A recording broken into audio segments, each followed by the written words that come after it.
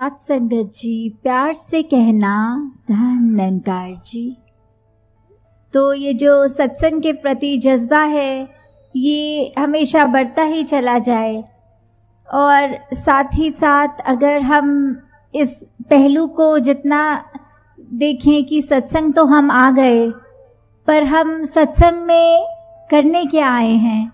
क्या हम जो ये अनमोल वचन सबके, चाहे वो भजन रूप में हो, एक कथा रूप में हो, एक स्पीच रूप में हो, या किसी भी तरह हो,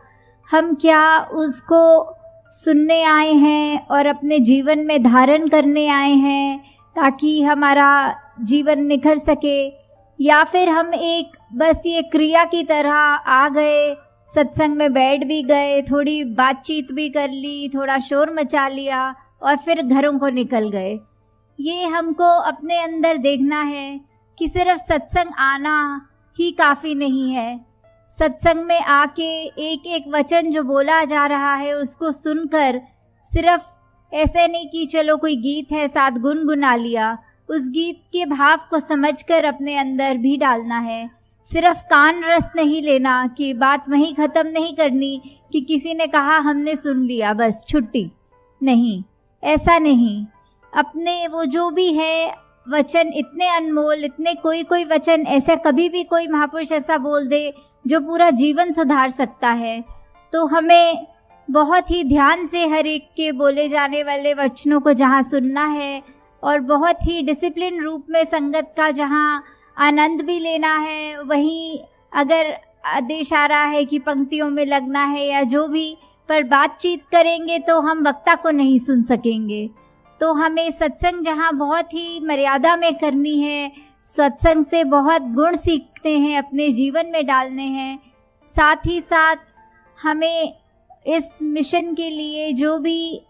कर सकें कि वो सेवा भाव हो, सिमरन हमारा प्रतिदिन हर पल उस तरह चलना चाहिए कि ये निरंकार से लिव जुड़ती रहे। जैसे आज भी जितने भी वचन आए सारे इस प्रभु परमात्मा निरंकार की बात करते गए कि ये जो अविनाशी है हम उसी की अंश हैं, और हम जीते जे अगर अपना असली पहचान अपनी पकड़ लें तो ही इस जीवन का असल मायने में फ़ायदा है। नहीं तो जो समय बीत गया, जिस तरह भी बीता, वो तो निकल ही गया हाथों से। पर अभी भी हमारे पास मौका है, इस मनुष्य तन में है, और आगे का जीवन पता नहीं कितने श्वास और हैं, पर जितने भी हैं अगर हम अपनी पहचान कर लें, इस प्रभु परमात्मा को पाया जा सकता है, उसको पा लें, और वहीं से हमें अपनी पहचान की भी समझ आएगी। फिर हमारे मनों में कोई भेद नहीं रहेगा कि क्या कोई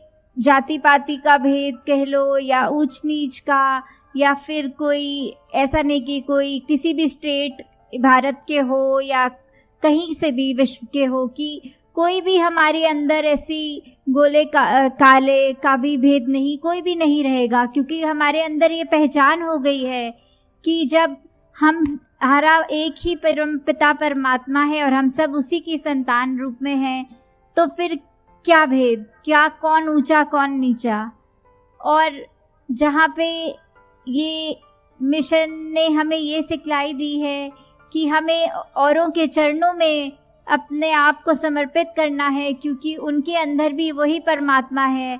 तो उस रूप में नर सेवा के रूप में हमें हर एक को जहाँ पे श्रद्धा भी देनी है, अपने मन का अहंकार तजना है कि एक मनुष्य के अंदर जो परमात्मा है हम उसकी ओर समर्पण होते हुए अपने अहंकार को ख़त्म कर रहे हैं। साथ ही हमें ये बात जहाँ देखी जा रही है कि दुनिया में कि सब जो भी अपने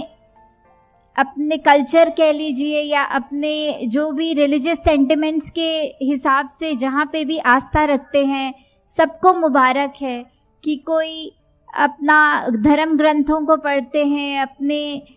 कोई भी धार्मिक कोई भी स्क्रिप्चर्स में अपनी रुझाव रखते हैं, वो सब मुबारक है। पर साथ ही साथ पहले इस परमात्मा को जान लें, तभी वो फिर पढ़ना मुबारक और ज़्यादा होगा कि जब तक हम एक वस्तु को एग्जाम्पल के तौर पे, एक अगर वस्तु की पहचान ही नहीं कि हम बात करें, किसी को बोलें कि ये तो मिठाई बहुत मीठी है, इससे ज़्यादा मीठी तो कोई मिठाई ही नहीं है, तो अगला व्यक्ति सिर्फ वो बात तो सुन सकेगा पर उस मिठाई का आनंद नहीं ले सकेगा। उसी तरह जिसी वक्त उसके मुंह में वो मिठाई आ जाएगी, वो ये भी समझ जाएगा कि ये भाव का अंतर क्या था। जिस तरह एक फूल की खुशबू जो होती है वो व्याख्यान करते रहें, उसके बारे में लिखते रहें, तो इतना वो समझ नहीं आ सकती जितना सिर्फ उस फूल को सूंघने पर उसकी खुशबू खुद बखुद हमको सब कुछ समझा देती है। वैसे ही एक बार अपनी असली पहचान, इस ब्रह्म ज्ञान को जान लें, इस निरंकार को जान लें, चाहे हम किसी भी रूप में उसको पूछते हों, कोई अल्लाह बोल के, कोई राम बोल के, कोई गॉड बोल के, और कोई भी अलग तरीके से जिस तरह पूछते हों, पहले उस भगवान को जान लें और फिर उसकी अर्चना करें। कि साथ ही साथ अभी बहुत सत्संग के दौरान महापुरुषों ने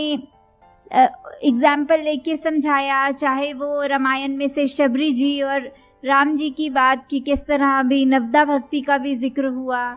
और साथ ही साथ हमें अपने जीवन में किस तरह वो भक्तों वाले जो भी गुण हैं, चाहे वो किसी भी समय के दिए हुए हों, किसी भी काल में हो, किसी भी युग में हो,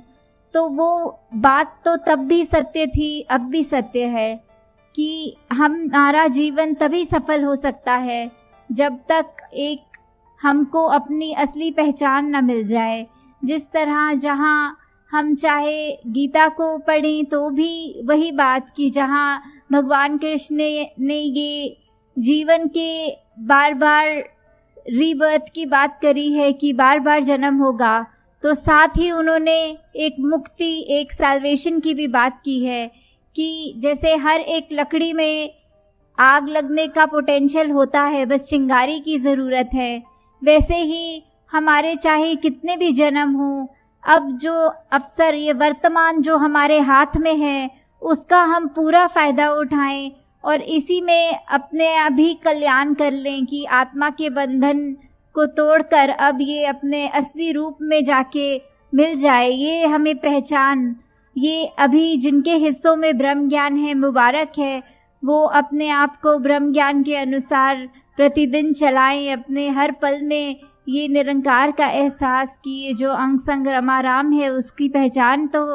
है और उसको साथ आगे लेके चले। और जो अभी सत्संग में पहली बार आए हैं, जिज्ञासु रूप चाहे हो, वो सब भी इस सत्संग के बाद ये ब्रह्म ज्ञान की दात प्राप्त कर सकते हैं। यहाँ निरंकारी मिशन में कुछ ऐसा नहीं कि कोई ऐसा मंत्र मिलता हो जो सारे दुखों को काट दे, या फिर कुछ ऐसा नहीं होता, पर यहाँ एक ऐसी सिखलाई मिलती है कि ये जो परमपिता परमात्मा ने हमारा जीवन जैसा भी करना है, जो देना है, उसी का है, हम उसी को समर्पण है, और चाहे हमारा खुशी का समय हो या दुख का समय हो, वो एक रस, एक सहज भाव, एक बैलेंस वो मन में आ जाता है, ताकि हमारे पास कोई भी स्थिति हो, हम उसको स्थिति को या फिर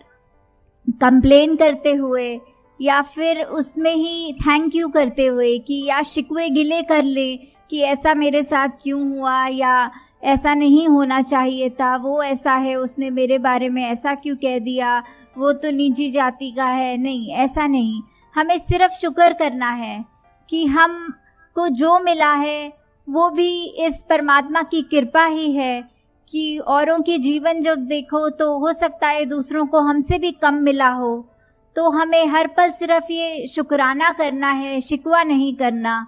कि हमें अपने स्वास्थ्य को अपना देखना है कि अगर कहीं किसी को थोड़ी सी भी शारीरिक पीड़ा है तो वो भी उसको देखे, जिसके हो सकता है तन में कोई अंग ही नहीं है।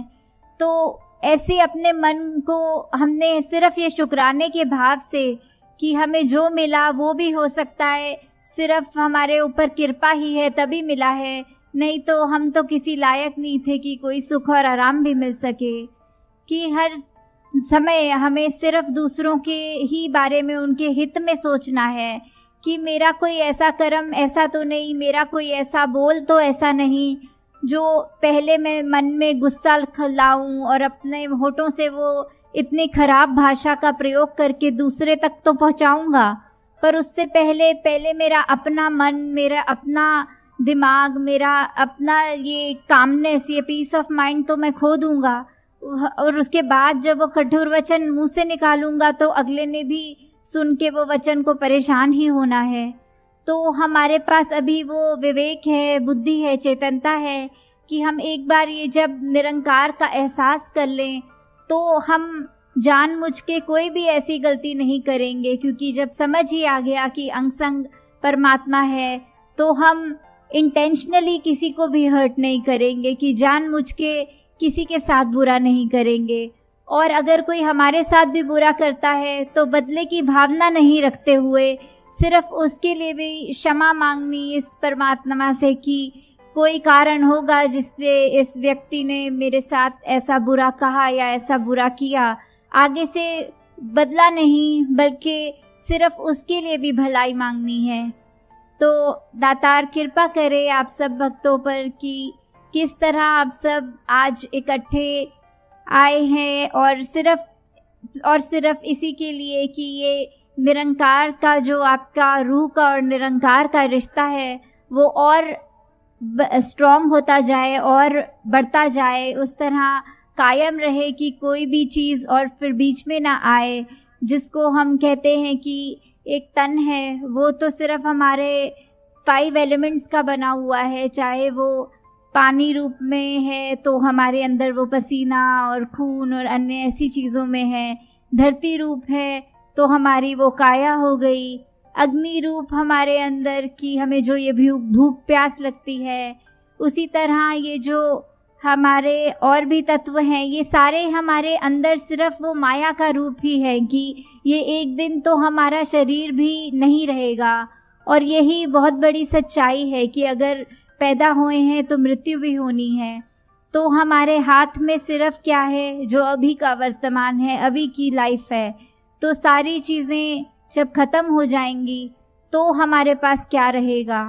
वो ही है जो परमात्मा है। उसका जितना जल्दी हम जानकारी लेंगे कि होता क्या है, हमारे अंदर से जिज्ञासा आनी कि ऐसे ही तो नहीं हम अपना जीवन व्यर्थ कर रहे, तो एक बारी जब उस बात की समझ आ जाती है तो सारे ही काम हमारे होते जाते हैं। और अभी भी जैसे आपने श्रवण किया कि निरंकारी मिशन में कोई धर्म प्रवर्तन नहीं होते, पर सिर्फ मन प्रवर्तित होते हैं कि जो मन पहले सिर्फ दूसरे की लिए खराब सोचने के लिए करता था, दूसरे का नुकसान करते था, वही मन प्रवर्तित होके सभी के कल्याण की अरदास करता है और अपने कर्म ऐसा बना लेता है कि वो एक चलता फिरता प्रचार बन जाए। तो दासी आपका और समय नहीं लेगी, बस इन्हीं शब्दों से इजाज़त चाहेगी कि जिस तरह अभी आप सब ने इतने घंटों में ये संगत का आनंद लिया, ये संगत रूप, सेवा रूप, सिमरन रूप में आनंद हर वक्त लेते रहें और ज़्यादा से ज़्यादा संगत कर सकें। साथ संगत जी, प्यार से कहना, धन निरंकार जी।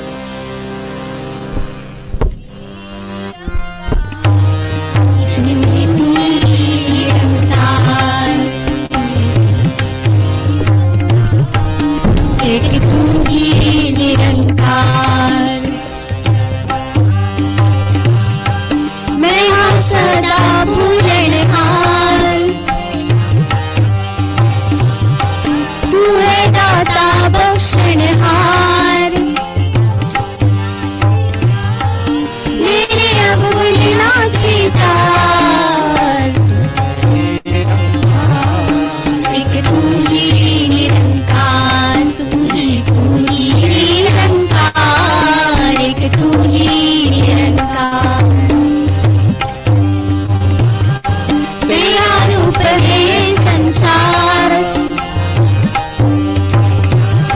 सबका भला करो करतार। मेरी बन है दाता, तू ही निरंकार, एक तू ही निरंकार, तू ही निरंकार, एक तू ही निरंकार। मेरा डोले ना इतबार, बख्शो श्रद्धा भक्ति प्यार, करा मैं संता दा सत्कार, करा मैं संता दा सत्कार। तू ही निरंकार, तू ही निरंकार, तू ही निरंकार, एक तू ही निरंकार। सद्गुरु माता सुभिक्षा सविंदर हरदेव जी महाराज की जय। निरंकारी राजमाता गुरु वचन अवतार की जय। प्यार से कहिए